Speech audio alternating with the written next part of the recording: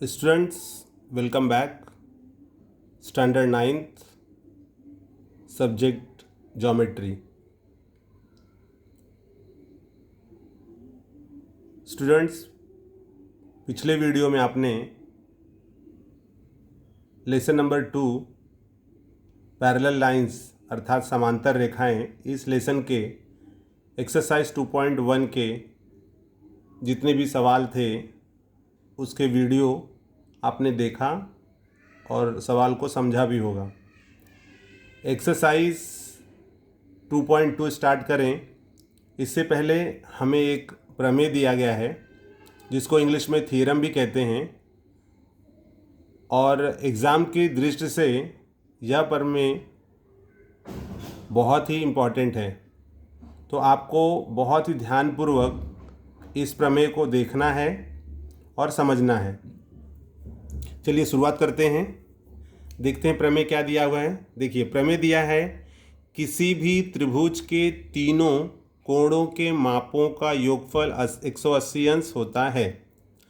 किसी भी त्रिभुज के तीनों कोणों के मापों का योगफल 180 अंश होता है।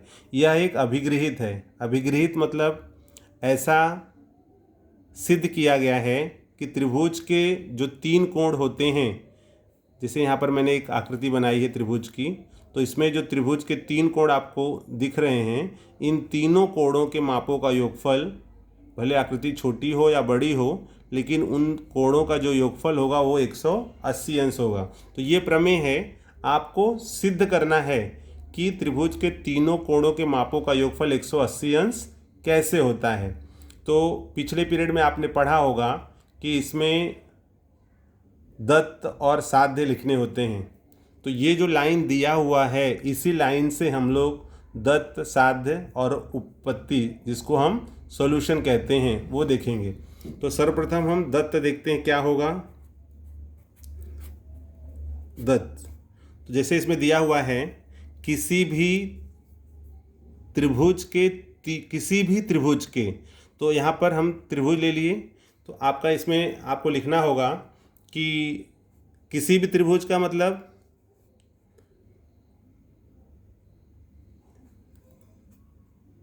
आप ऐसे भी लिख सकते हो कि ABC कोई एक त्रिभुज है।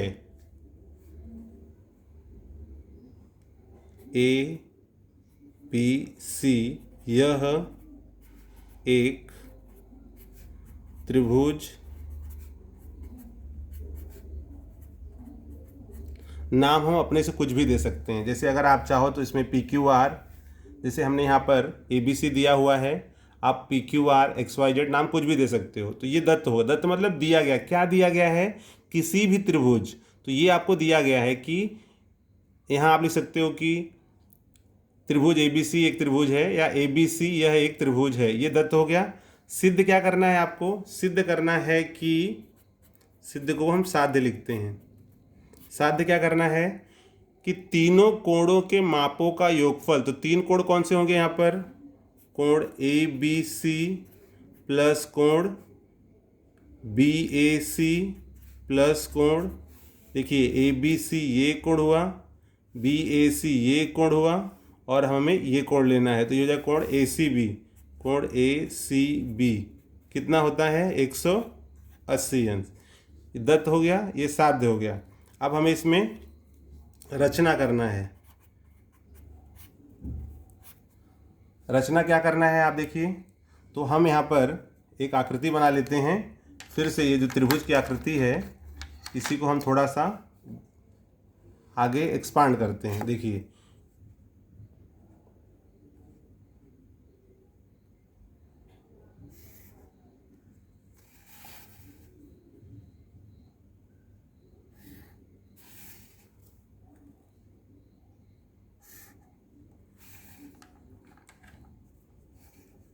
यहाँ पर है हमारा B और C।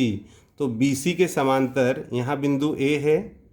बिंदु A से एक रेख खींचते हैं।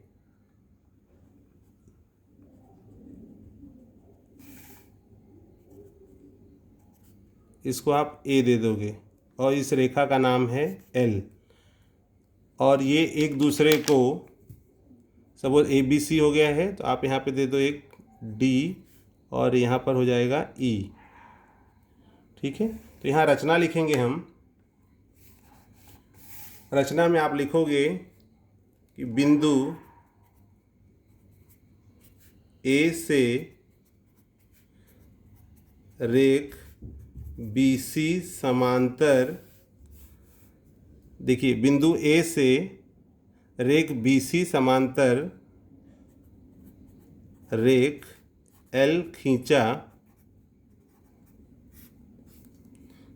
तथा D dash A dash E।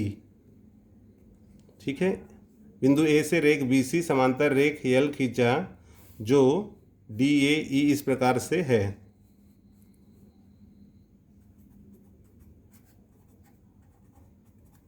इस प्रकार है। ये हमारा हो गया रचना। विद्यार्थियों ध्यान देते रहोगे, प्रमेय बहुत ही इम्पॉर्टेंट है और एग्ज़ाम में ये कई बार स्टेट बोर्ड के एग्ज़ाम में ये पूछे गए हैं। शुरुआत होता है हमारा यहाँ से उत्पत्ति का। आपने पिछले के जितने वीडियो दिए गए हैं उसमें आपने एकांतर कोण, अंतर कोण, संगत कोण ये आपने समझा है। विद्यार्थियों देखिए, यहाँ पर अगर हम लेते हैं कि रेख DE समांतर है BC और AB उसकी तिर्यक रेखा है, तो हमें यहाँ पर ये कोण मिल जाएगा एकांतर कोण। ठीक है, वही हम यहाँ पर लिखते हैं। तो आप लिखोगे यहाँ पर रेख DE समांतर रेख BC तथा रेख AB इनकी तिर्यक रेखा है।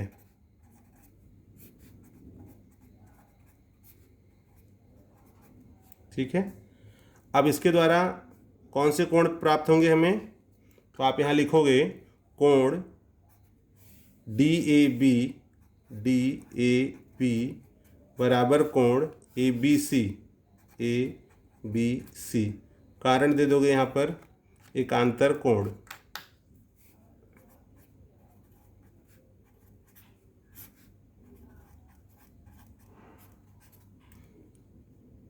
इसको आपको दे देना है नंबर 1। ये हो गया हमारा एक नंबर 1। ठीक है, इसी प्रकार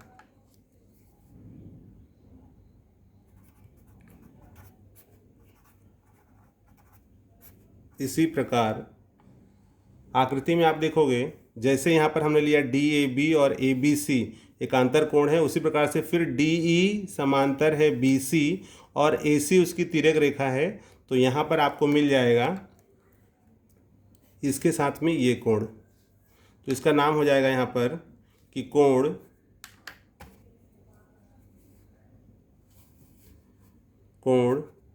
EAC इक्वल्स टू कोण ACB और कारण यहाँ पर हो जाएगा सेम कारण है एकांतर कोण।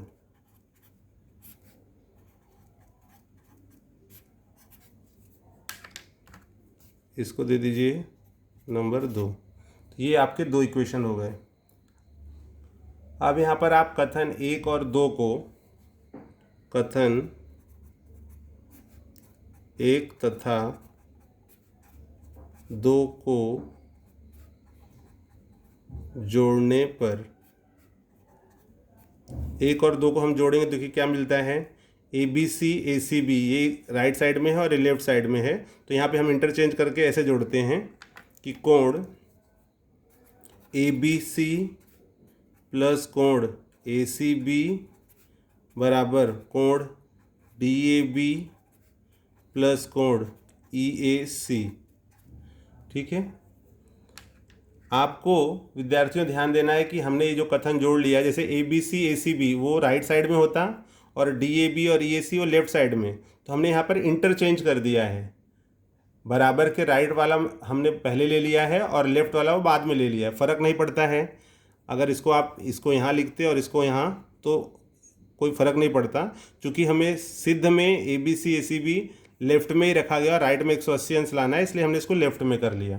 ठीक है, होप कि आपको इतना जितना बताया हूँ उतना आपको समझ में आया होगा। कंटिन्यू करते हैं, आगे देखते हैं। अब देखिए विद्यार्थियों, ए बी सी ए सी बी और जो साध्य है हमारा, तो साध्य में आप देखोगे आपको यहाँ पर दिख रहा है कि A B C B A C B, तो इसमें देखिए ए बी सी और ए सी बी हमें मिल गया है, ए बी सी और ए सी बी मिल गया। क्या नहीं मिला है? बी ए सी। तो इस बी ए सी को हम इन दोनों में जोड़ देंगे। तो यहाँ आप लिखोगे कोण ए बी सी प्लस कोण ए सी बी। क्या कर रहे हैं हम इसमें? प्लस कोण बी ए सी को ऐड कर रहे हैं, तो उस तरफ भी ऐड करना होगा। यहाँ हो जाएगा आपका D A B plus B A C plus कोण ई ए सी। यहाँ कारण लिख दोगे आप, रीज़न लिखोगे, दोनों पक्षों में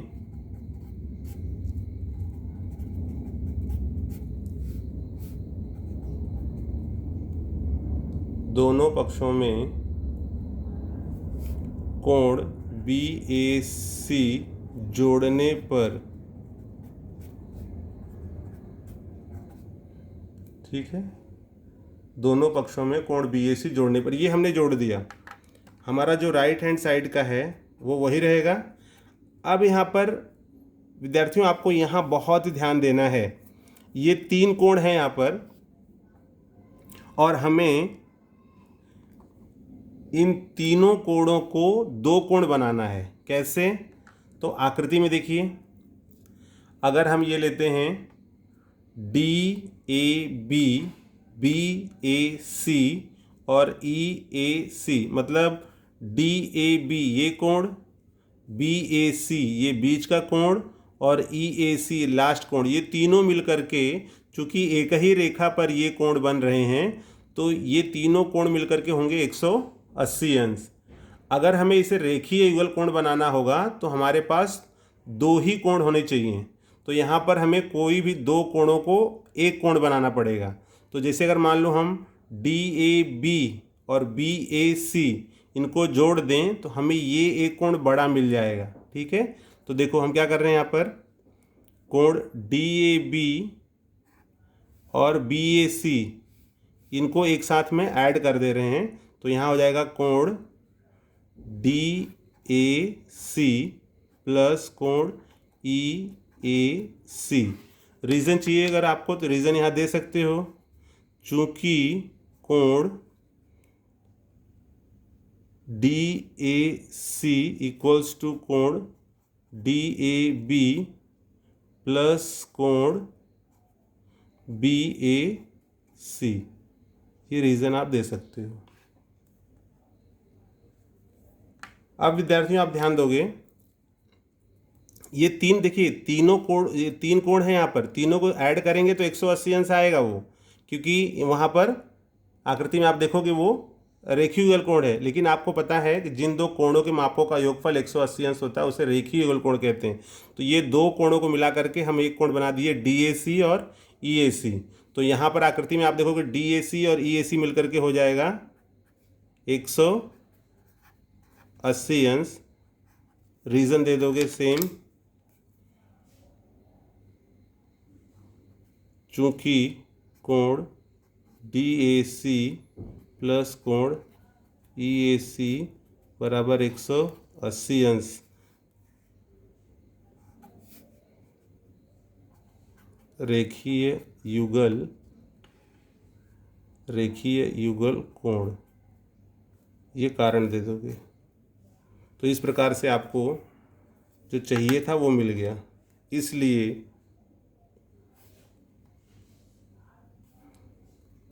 कोण ए बी सी प्लस कोण ए सी बी प्लस कोण पी ए सी बराबर 180 अंश।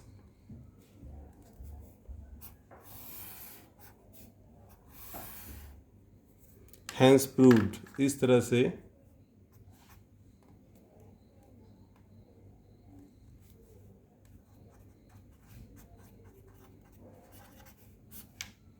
इस तरह से हमारा प्रमेय सिद्ध होता है। विद्यार्थियों, आपको ध्यान देना है जहाँ पर मैंने ये बताया है कि यहाँ तक तो आप बड़ी आसानी से समझ गए। थोड़ा सा यहाँ पर आपको दिक्कत हो रहा है, दिक्कत इसमें नहीं होना चाहिए, क्योंकि 3 कोणों का योगफल 180 अंश लाना है और आपको पता है कि तीनों कोण को अगर हम जोड़ते हैं तो 180 अंश आएगा। लेकिन ऐसा कोई ये नहीं है, सूत्र नहीं है कि आप 3 कोण को जोड़ करके 180 ला दो। तो चूंकि हमें रेखीय युगल कोण बनाना है तो हम यहाँ पर DAB और BAC को जोड़ दिए, जो हमें मिल गया DAC और प्लस EAC। तो ये दोनों मिलकर के जिन दो कोणों के मापों का योगफल 180 अंश, तो DAC और EAC अगर आप जोड़ देते हो तो 180 अंश हो जाएगा। क्यों हो जाएगा? क्योंकि वहाँ पर रेखीय युगल कोण है। तो आप यहाँ साइड में ये रीज़न दे सकते हो कि DAC प्लस EAC 180 अंश होगा, क्योंकि रेखीय युगल कोण है। या फिर हम यहाँ पर भी रेखीय युगल कोण लिख देंगे तो भी हो जाएगा। तो इस प्रकार से ABC plus ACB plus BAC equals to 180 अंश, और इस प्रकार से हमारा ये जो प्रमेय था वो सिद्ध होता है।